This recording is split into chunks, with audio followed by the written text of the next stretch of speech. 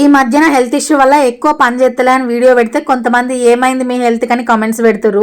నేను ఆల్రెడీ నా పాత వీడియోలలో చెప్పిన, కొంతమంది సబ్స్క్రైబర్స్ ఇప్పుడు కొత్త వాళ్ళు వచ్చారు కదా, వాళ్ళ కోసం క్లియర్గా నాకు వచ్చిన డిసీజ్ ఏంది, నాకు ఎందుకు వచ్చింది అనే దాని గురించి మాట్లాడాలని అనుకుంటున్నా. నేను ఆర్థరైటిస్ పేషెంట్ని. ఆర్థరైటిస్లలో మస్తు రకాలు ఉంటాయి. నాకు వచ్చింది యాంకలోజింగ్ స్పాండిలైటిస్.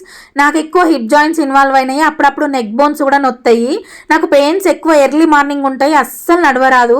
అప్పుడప్పుడు 2-3 monthsకి ఒకసారి ఇన్ఫ్లమేషన్ ఎక్కువైనప్పుడు 15 days నుంచి 1 month దాకా హెవీ పెయిన్స్, కూర్చోరాదు, నిలవరాదు, పడుకోరాదు, కదలరాదు, ఏ పని చేయరాదు. ఆ టైంలో మొత్తం నా పని, ఇంట్లో పని మా ఆయన నా పిల్లలే చూసుకుంటారు. మీకు ఇప్పుడు దీని గురించి చెప్పింది మస్తు తక్కువ, చెప్పడానికి ఇంకెన్నో ఉన్నాయి కానీ అన్ని వీడియోలలో చెప్పుకోలేము కదా.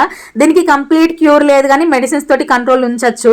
నాకు ఈ నార్మల్ మెడిసిన్స్ తోటి అయితే పెయిన్స్ తగ్గుతలేవు. నేను బయోలాజికల్ మెడిసిన్స్ తీసుకోవాలని నా డాక్టర్ సజెస్ట్ చేసిండు. ఈసారి పోయినప్పుడు ఎంఆర్ఐ స్కాన్, టీబీ టెస్ట్, ఇంకా మస్తు టెస్టులు చేసిన తర్వాత నా బాడీకి అవి సూట్ అయితే బయోలాజికల్ మెడిసిన్సే కంటిన్యూ చేయాలని అనుకుంటున్నా. నాకు ఈ ఆటోఇమ్యూన్ డిసీజ్ రావడానికి కారణం నేనే అనుకుంటున్నా. ఎందుకంటే ఇంతకు ముందు నా లైఫ్ లో అనుభవించిన బాధ, కోపం నేను ఎక్కడ వ్యక్తపరచలేక నా లోపల నేనే సప్రెస్ చేసుకొని అది పెద్ద స్ట్రెస్ లెక్క తయారయ్యి ఇట్లా ఆటోఇమ్యూన్ డిసీజ్ కి అయితే దారితీసింది.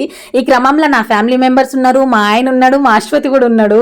ఇప్పుడు నా ముందున్న సొల్యూషన్ ఏంటంటే మెడిసిన్స్ కరెక్ట్ గా టైంకి తీసుకొని డైలీ ఎక్సర్సైజెస్, హెల్తీ ఫుడ్ తీసుకొని పాత లైఫ్ ని మర్చిపోయి కొత్తగా నచ్చినట్టుగా చిన్న చిన్న గుళ్ళు, ఎక్కడికైనా చిన్న చిన్న ట్రిప్స్ ప్లాన్ చేసుకొని ప్రశాంతంగా ఫ్యామిలీ తోటి నాకు నేను సంతోషంగా ఉంచుకోండి. నేను ఇట్లా చెప్తే నా చుట్టుపక్కల ఉన్న వాళ్ళు, నాకు తెలిసిన వాళ్ళు ఏంది మే అన్ని వీడియోలలో గిట్లా చెప్పుకుంటుంది అని అనుకుంటారు. అందరికి తెలియాలి, అవేర్నెస్ రావాలనే ఇట్లాంటి వీడియోస్ పెడుతున్నా. నాకు వచ్చింది నేను తెలియక ఎన్నో హాస్పిటల్స్ తిరిగి డయాగ్నోస్ కావడానికే 6 years టైం బట్టి ఆ పాటికే జరిగే డ్యామేజ్ అంతా జరిగిపోయింది. నా లెక్క ఎవ్వరు టైం వేస్ట్ చేసుకోవద్దనే నా ప్రయత్నం.